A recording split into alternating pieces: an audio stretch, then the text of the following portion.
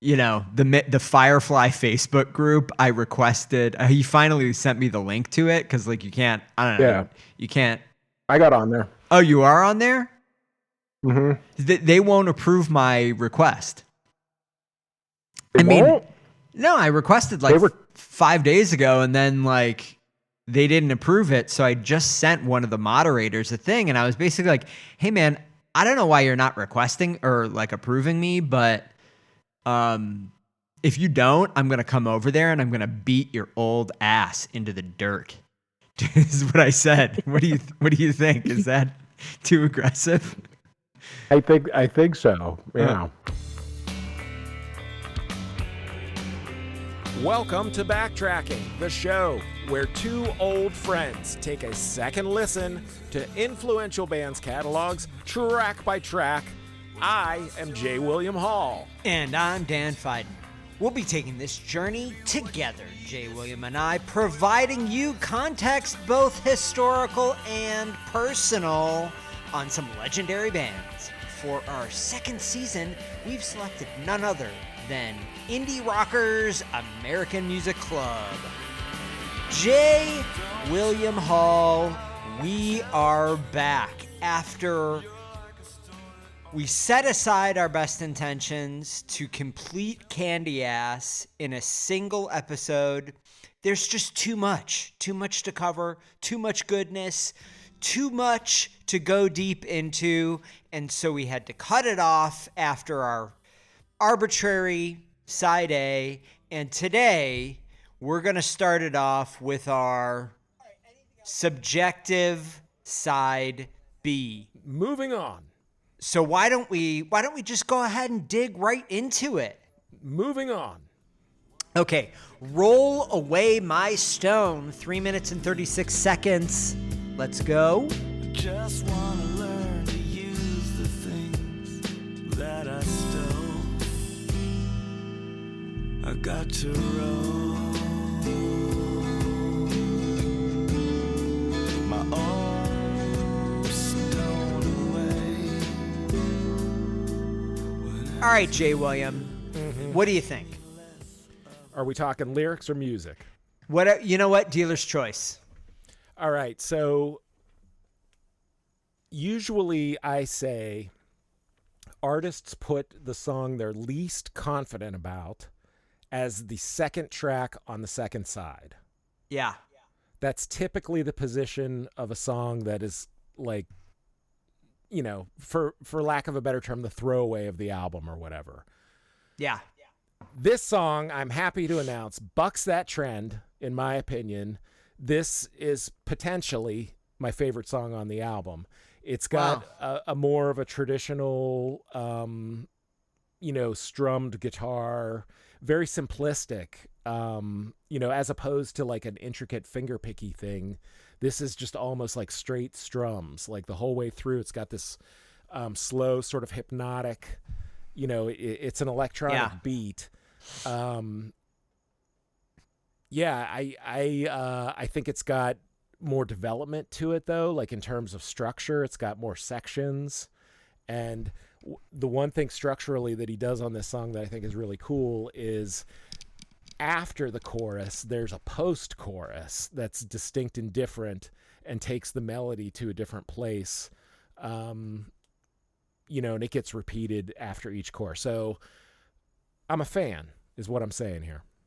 Well, that is interesting, J. William Hall, because I am going to have to totally disagree.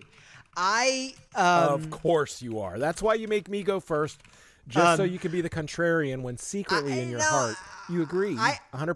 I don't agree. I will say that I've heard what you've said, and I understand how it applies to this song. I have a slightly different take, though. This is the first song on the album that feels to me like it wants to be a full band song. I would agree with that. And this is a demo of a full band song. And yes. I actually think it doesn't rise above demo quality for a couple of reasons. I think it's fairly flat. I think the drum loop here is not good. This is a pretty bad. This is the worst drum programming on the album, and it really just feels like a click that you might put in a demo. In my opinion, you know what I love about this drum beat on this thing though, that actually is one of the hooks I think of it is there's this really teeny little like open hi-hat sound that goes and then it doesn't do it for a while, and then it comes back, and each time like it was like a little hook for me, you know. I agree with you though that this sounds like it could be like AMC would take this song and make like a I've Been a Mess, you know, kind of thing out of it. But I think the song is strong, and that's why I like it so much. Yeah, I think I think that what is confounding to me about the inclusion of this song on the album is I think it's a reasonably strong song. Just the guts of the song are pretty strong, but it doesn't feel at home with any of the rest of the songs on this album. It feels like it sticks out in a strange way to me because it is a much more traditional song and band song. I also think this song sounds the most like a demo of any other song on this album. And so, yeah, I actually, you know, I'm going to say that I think you got this one wrong. I think there's a lot of potential in this song, but I don't think it's realized on this album. And then further, I just think that its inclusion on this album is confusing because the rest of the songs on this album really don't feel that way. You know what I think that I disagree with that. I disagree with that. I think it does fit with, you know, this is a marriage aside from My Pet Rat St. Michael, which the electronic element of that is not as prominent if at all. You know, this is a marriage of like acoustic and electronic. And, you know, I agree with you. This sounds like a demo. Like the drum programming is very straight and metronome like the whole way through. But, you know, the song is developed, like the lyrics at least. And the melody, you know, feels like it's he's not just winging it. You know, it doesn't sound like it anyway. Yeah, I would agree with that. Now, we didn't really talk about the lyrics. I do, you know, interesting resurrection image here. You need to resurrect yourself, right? Like that's, you know, feels Jesus handsy to me. Jesus handsy. But you mean Jesus' hands? Yeah, Jesus Jesus' handsy. But the one for everyone that is playing along at home again, this is one that on Genius, if you go and look up the lyrics here, there is a bridge that comes up twice in this song that's excluded completely from Genius. Yes, I discovered that as well because that's my favorite part of the song. Like that's when the song elevates, like even I would agree the with chorus, that. You know. And, I would agree with that. Yeah, I was a little Miss Know-It-All. You were a pair of strong hands. That part. Yeah. I don't know what all of this means. It clearly seems to be a message of like self-reliance. Like I've got to pick myself up. Like maybe, you know, there's reference to like there was someone who was helping to pick me up before, but maybe like now I got to do it myself kind of thing.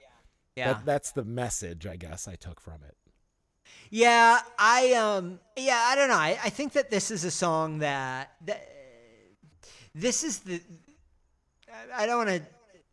I think that this is primarily an album of electronic experimentation and song fragments at best, and I think that can work okay. But it's confounded by the inclusion of this song and My Pet Rat St. Michael. I think it would have felt like a more coherent album if those two songs were not included. My opinion, but that, you know, I understand, highly subjective, but that's my opinion. So in your retracking, you would take those two songs, put them on a single together. I would put my Roll Away My Stone and say that that's more of like a, you know, Lover's Leap USA kind of a demo. And then maybe that gets worked up into a more proper, you know, Right. Eitzel's solo band record or an AMC song. But this is the thing about this album is that, you know, I think the way it was released is misleading to the listeners. Yeah, Like, I think you're right. The expectations were too high because, you know, you read that Pitchfork review and I saw another review that was also like really scathing and dismissive and like, how dare he release this tripe kind of thing. And, you know, I think that Eitzel did not want this to be like a big label release. Like this was going to be, I'm going to burn CDRs and sell them at shows kind of thing. That's my gut on this. And so you know, I guess I'm listening to it a little differently because of that. Like I'm not, my expectations, I think that's fair. You know, anyway. Yeah, I think that's fair. And I think you're probably entirely right. And I think I would speculate that Eitzel would probably agree with that. I'm just taking the artifact as it sits, right?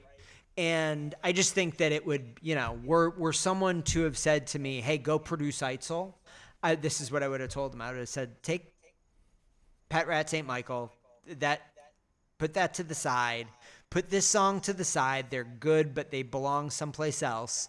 And then let's focus on a few of these songs that really feel like you've gotten a nugget of a sound, and then flesh everything else out kind of around that. And then you'd have this weird Dark Night of the Soul-y kind of coherent album that can kind of stand on its own. Whatever this film project, and I hope I'm correct about that I feel like I read that somewhere, that some of these songs were written originally with this soundtrack project in mind. I would like to hear the full soundtrack. Like if he had, I mean, clearly something didn't, you know, it didn't come out that way for whatever reason, but like that's what the core of this album feels like for me, is like whatever this soundtrack thing was that involved electronics and some acoustic and some voices, but not necessarily like fleshed out songs, right? Like verse, chorus kind of things. It's more experimental pieces, you know? And I would like to hear a full album of just that kind of thing. Yeah. You know, this, I mean, but you can, forced. You can understand though. It is a forced marriage. You can understand, though, knowing the movie that these songs were intended for, why it was ultimately not used as the soundtrack. Because, of course, the movie was Cop and a Half. I don't know what Cop and a Half is. I'm sorry. Cop and a Half was an infamously dumb cop buddy movie that came out in like the 90s. That was like a cop and then like Emmanuel Lewis or something. Okay. The guy who played Webster's. Right. I don't remember exactly what it was, but it was just like a generic movie punchline. Anyway, somebody should put a cut of that movie together with this album as the sound, like remove whatever music they had in the original, put this stuff in its, that would be amazing. Classic. I would watch it. Very good. You know, but here's what I want to pitch you. Since we're talking about movies in Hollywood and Eitzel, you remember my movie project from The Ugly American, where there was going to be a movie called The Ugly American. It was going to be about a down on his luck, you know, singer who ends up on this Greek island and finds love. So this is the sequel. Okay. This is well. The Cop music, and a Half, some of this music from Candy Ass is soundtrack music for the sequel to The Ugly American. It gets dark then. It gets dark. It's kind of like it goes from like his Greek adventure to like Requiem for a Dream or something. It's a trilogy, you know, kind of like the original Star Wars movies. The darkest one's got to be the second one. Okay. You know, and then you've got the hero wins in the end at the end of 3. But we'll see. We'll see how the movie ends. This is the second in the trilogy. Yeah. All right. Well, I like it. I like the idea. Why don't we move on to Green Eyes? 3 minutes and 15 seconds. Let's give it a listen.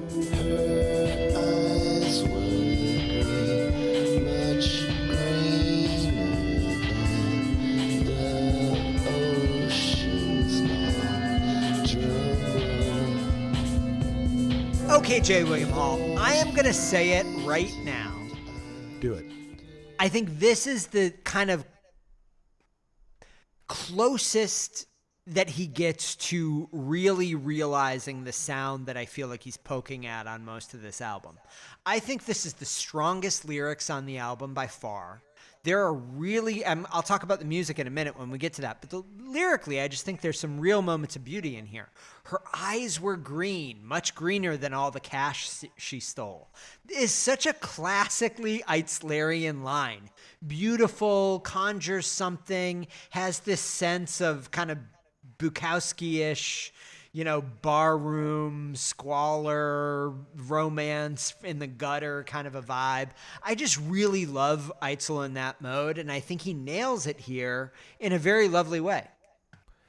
Agreed. Some of the lyrics, some of the lines on this song are really great. The ending sort of couplet: Achilles heel, appendix burst, a wart, a mole, a saint. Most people cut away the things that give them some complaint. I think also just, chef's kiss. Yeah, very good. Yeah, really, really great. But I also think that, in some of the other songs, I think we've said, well, there are moments of real kind of like beauty in the lyrics.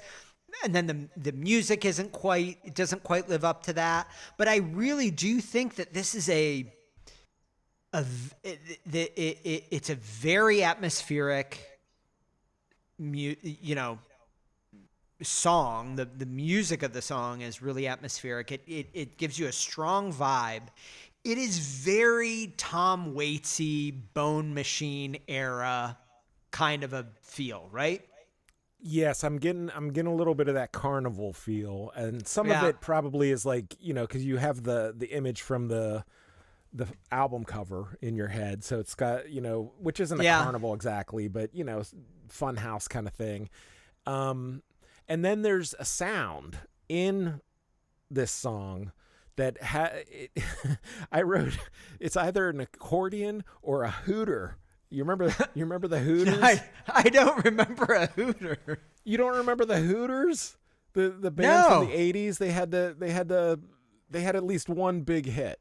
And they had this Hooters? They were called the Hooters because they had this instrument called a hooter, which was some kind of like accordion kind of thing. I think I'm pulling from the dusty archives here. I'm not sure if I'm even remotely accurate. They had a big hit, at least one. I feel like maybe a second sort of minor hit. And okay. Do you know the song, the hit? I can't pull it out right at this moment, but if I hear it, I'll immediately yes. Oh, you know what it is. And we danced. Yes. Like on a the way way in of the air. Russian romance, we will love. Yeah, so there's an instrument in it that's this sort of accordion-y sounding thing that's sort of like the instrumental hook or the riff of the song. And that's sound, whatever Eitzel did on Green Eyes, it reminded me of that. Interesting, Take that for what you will. That is an interesting one. I felt like it was an accordion, but a heavily kind of treated accordion. Again, I may be a little bit, I may be kind of latched too much into the Bone Machine thing here, but I really feel like this one works. This is probably the first song on the album that I think works from soup to nuts as it is. This feels like the keystone of an album that doesn't exist. And there are a few other tracks on this album that I think you could plug in here with it. But I think that this song is kind of something you could build the rest of a record around, if that makes sense. I just think there's nothing else on this album that sounds quite like it. And I just feel like it's a synthesis of, I think, where I'm projecting, where Eitzel maybe wants to go and what he's interested in, and who, what he does, maybe not what he does best, but what he's best known for. You know what I mean? It feels like there's a song here, but it's again, I think Tom Waits is a very good example, right? Because you've got this early era Tom Waits where it's really just kind of most of the time a guy and a piano. Yeah. And then he evolves into a much more kind of esoteric musician later in his career. And, you know, I think Bone Machine in some ways maybe is the transition point for that. Maybe that's not right, but yeah, I only know bits and pieces of Tom Waits, but am vaguely aware of his career outline. Yeah. But yeah, I don't know. you know, I'm a big fan of this song. You know what I think kind of reminds of Tom Waits? This has a almost like theatrical sort of like vibe to it. Yep. You know? Agreed. Because it's like a character, you know, study in a way, the lyrics, you know, the woman with the green eyes or man with the green eyes or whoever it is with the green eyes. But, yeah. I'm into All right. it. So you ready to move on to the next song? You're going to have to tell me how to say it because I don't know how to say it. So I Googled it, and as far as I can tell, the title of this song is the name of a seaport town in County Cork, Ireland, pronounced Cobh. Cobh. Okay. Cobh. I wouldn't have. It's an Irish spelling of an English name. Okay. All right. Well, why don't we listen to Cobh then? 3 minutes and 9 seconds. Let's go.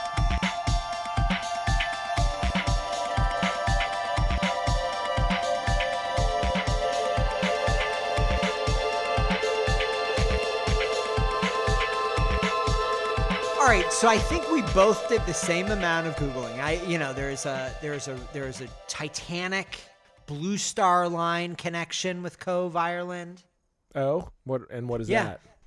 I don't remember exactly, but it maybe stopped there on its way out to sea, and somebody got off the boat. There's a legend that somebody got off the boat before it went out to sea and like sank or something like that, more or less. But it's a shipbuilding town in Ireland, in the Republic of Ireland. Mm-hmm. Okay. Maybe he was touring. Could have been. He was staying in the town of Cobh. Or he saw the name and thought it looked cool, or I don't know. Yeah, I don't know either. And because there's really no lyric here, there's nothing for us to grab onto. I have to say, Jay William, I don't have a lot to say about this one. It is pure atmosphere. It really is just pure atmosphere. I don't strongly like it. I don't strongly dislike it. It's just kind of there. Clearly, this was just sort of a soundtrack kind of thing that he was doing, and it got put onto this album.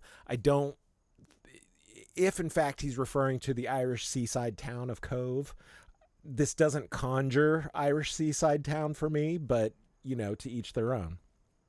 Yeah, I would agree with that. All right, let's move on. Shall we move on? I don't think there's anything more to say about that one. So the next song is I Am Fassbinder. Ich bin 4 minutes. Fassbinder. Ich bin Fassbinder. 4 minutes and 26 seconds.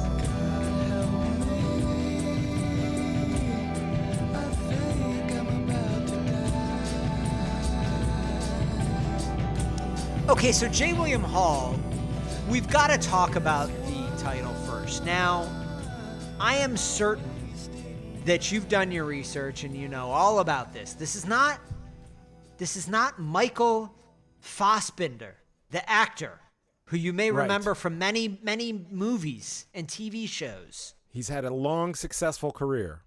Yeah, but this is not that, because his name is spelled differently than this Fassbinder. This Fassbinder must refer to Rainer Fassbinder, the German new wave filmmaker. Am I correct? That was the conclusion that I also reached. We're not talking about Michael Fassbinder, the actor. We're talking about Rainer Werner Fassbinder. Yeah, that's right. Now, have you seen any Fassbinder films? No, I have not. Not that I know of. Because I read through the Wikipedia article on him. He sounds like he was a big deal. He was a big deal. Well, ein großer Deal.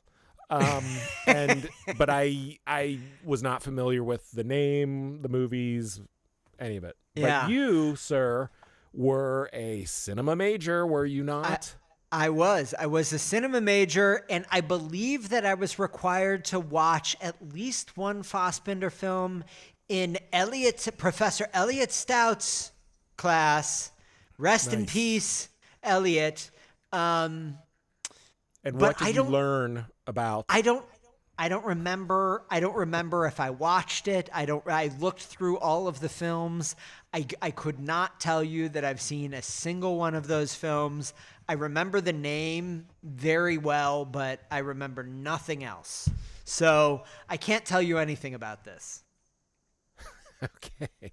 So when you listen to it, when you read the lyrics, you know the title of the song, you know probably what that's a reference to, tie it all together, wrap it up with a bow.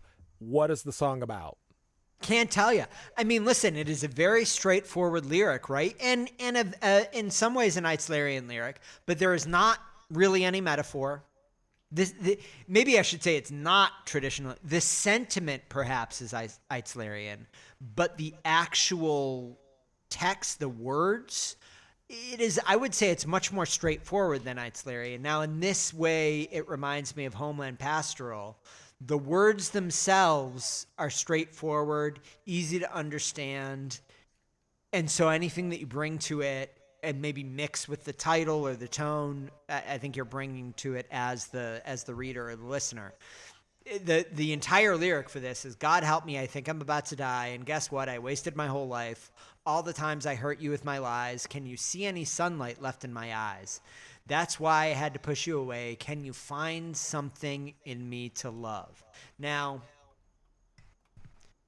I'm just going to leave it there. I don't know anything else. Dark, I grim. there's nothing. Yeah, dark and grim. But the question that I asked myself when I read these lyrics and kind of considered the rest of this album, and I want to put this to you, is there something about this type of music that makes Eitzel feel more comfortable doing something that I think is less opaque and has more brevity lyrically than really you find anywhere else in the catalog?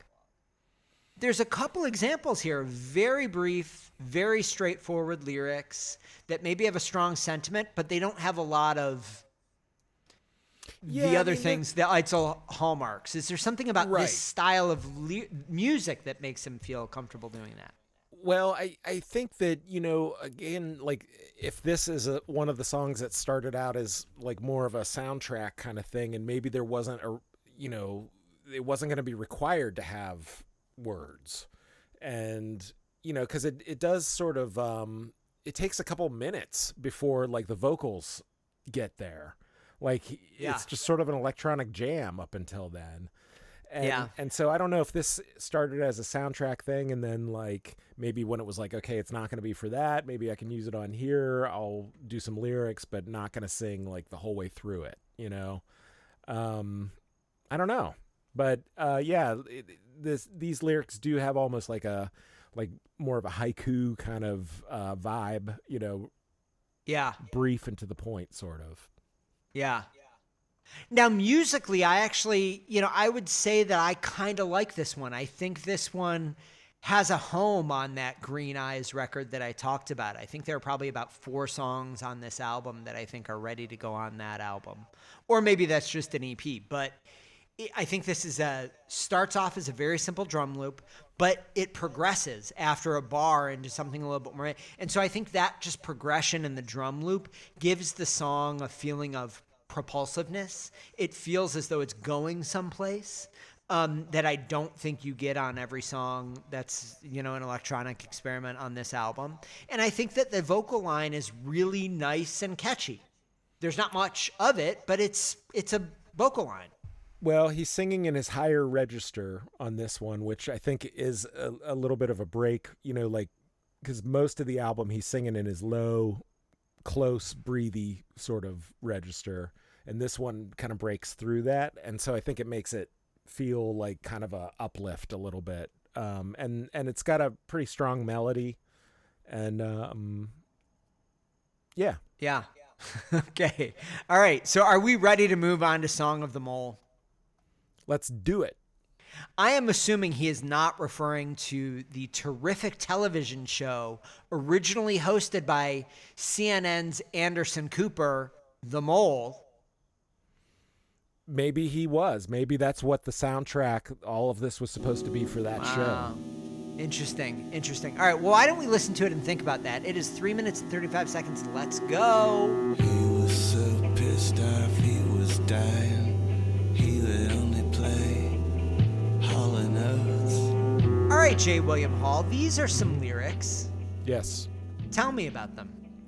Well, it appears to paint a story of being with somebody, a friend, a loved one, a family member who is dying, and they're very bitter, and all they want to do is blast Hall & Oates. Yeah.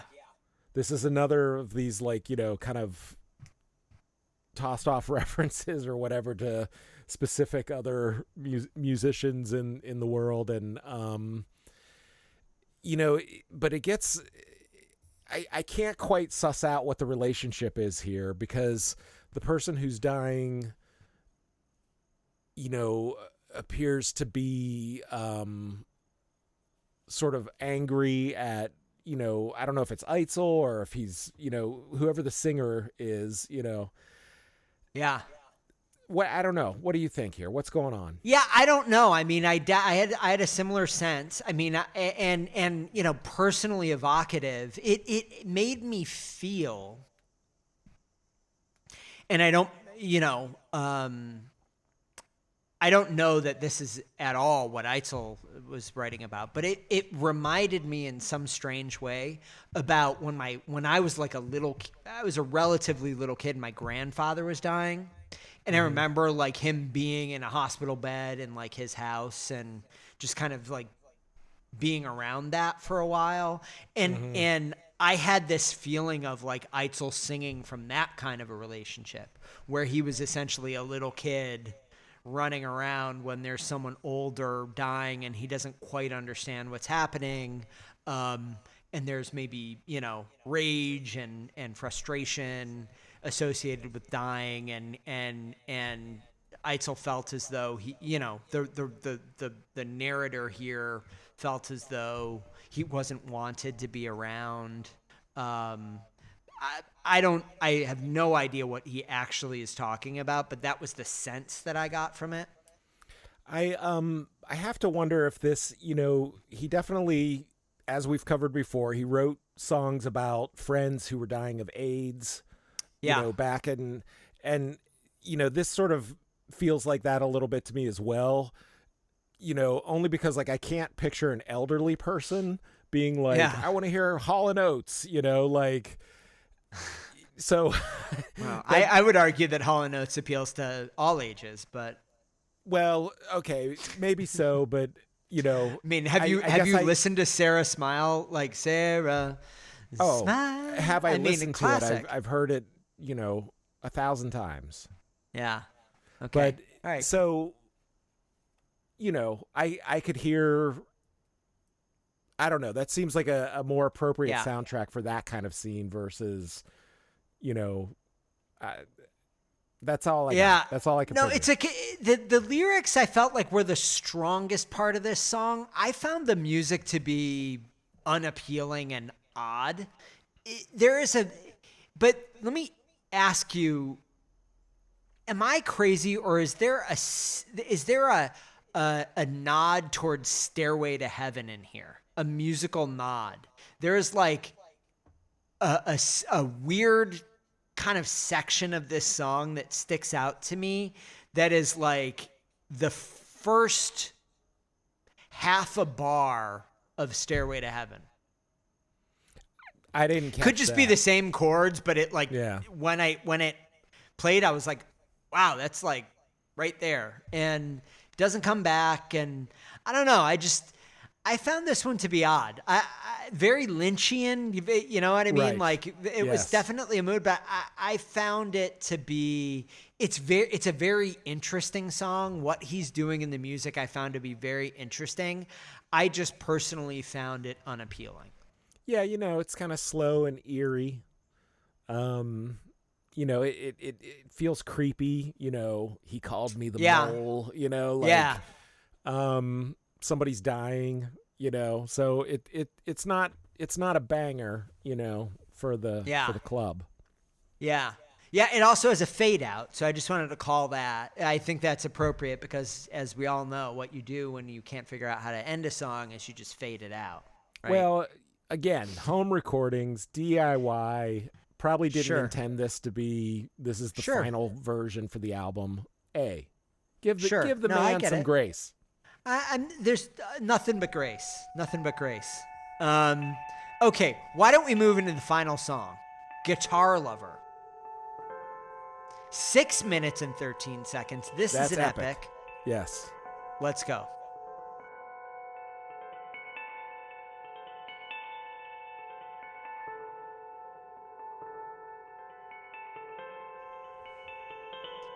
Okay, J. William Hall, no lyrics. This is a pure instrumental.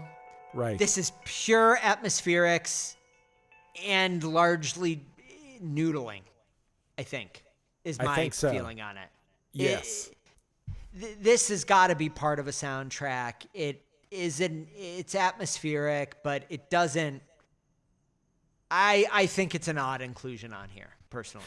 Well, yeah, I mean, this is clearly the, you know, coming from the soundtrack thing, but the thing that I think is great, I love the title of the song because, like, to listen to the song, I mean, maybe those are guitars that are making, like, you know, the sounds there, but it doesn't, it sounds more like keyboards echoing, and there's nothing on it that screams guitar, and I just think it's hilarious. It's this, you know, 6.5 minute closer to the album called Guitar Lover, and then it's like this ambient, like, Yeah, I you know. just kind of notes kind of playing in the atmosphere. You know, it reminded me of, you know, I don't know very much about ambient, but I know that I've heard this Brian Eno song called Stars, which is just like 10 minutes of like this really, there's like no structure. It's just a soundscape of like these low bleeps and bloops. And that's what this song reminded me of. It just sets a mood, you know. I didn't really detect like a structure, you know, of any kind. So that was my take on it. Yeah. I like how it sounded though. You know, yeah, it's pleasant I mean, to listen to. I think it was okay, but I mean, I think for me, there's some moments of, there's like a hint at an album that might exist, but this isn't that album. Right. And I think the inclusion of certain songs on here makes it harder to focus on that album that this could be, at least for me. Because this isn't my preferred mode that Eitzel is in here, this electronic mode, the Invisible Man mode. That's not my preferred Eitzel. But I like Green Eyes, for example. I really like it, and I would be very interested in hearing a full studio album that kind of goes in that direction. And so I do, this album is tantalizing for me somehow, if that makes sense. I think it's always interesting to hear a songwriter that you admire doing their thing completely DIY. You know, like, like no influence or interference from any outside sources. Like he's recording it at home, doing everything himself.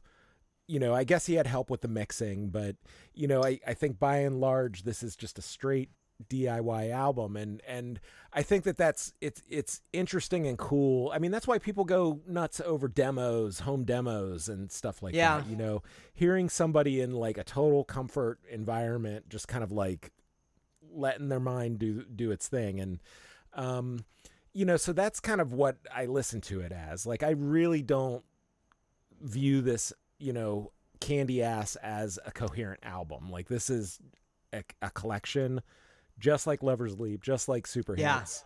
You know, different sources recorded over 3 years. You know, and I think that when it was released on, what was it, Thirsty Ear? No, it was released on, Cooking Vinyl. Oh, gee, why did I think was that? Whatever. I think that the expectations were too high. It's almost in a way kind of like the West album with Peter Buck, where like suddenly the expectation shot way up here, and that wasn't really the intent. And so I think that's kind of what we have here. I agree with you that I would like to hear like a more polished collection of those electronic plus acoustic plus vocals plus structure songs. And the core of that is here. But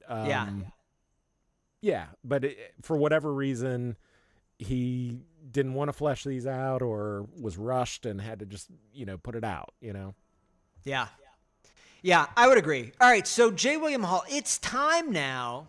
I need to remind you, J. William Hall, that the songs that you pick for the best song and the worst song here, they're not just your selections in the moment.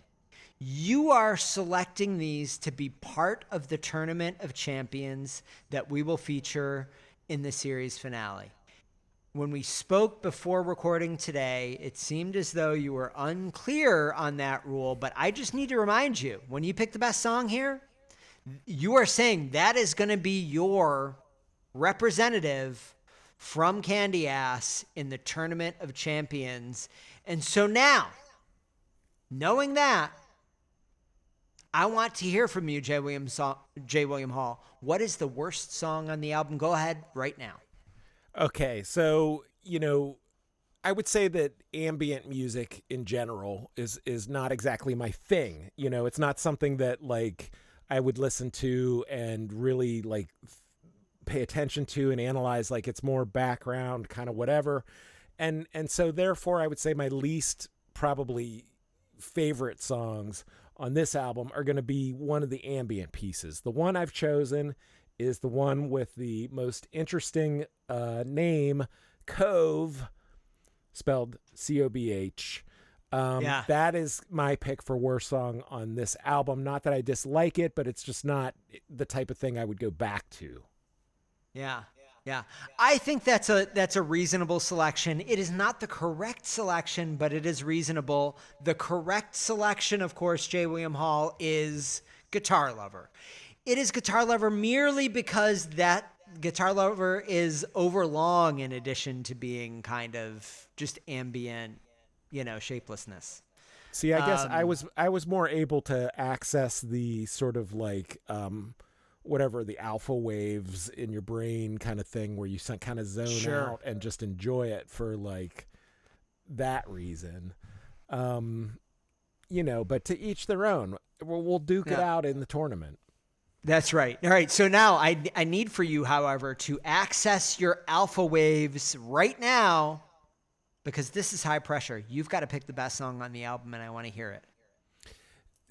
I already know that my song is not going to do well in your Tournament of Champions because you already expressed that you feel very differently about it. I believe the best song on this album is Roll Away My Stone.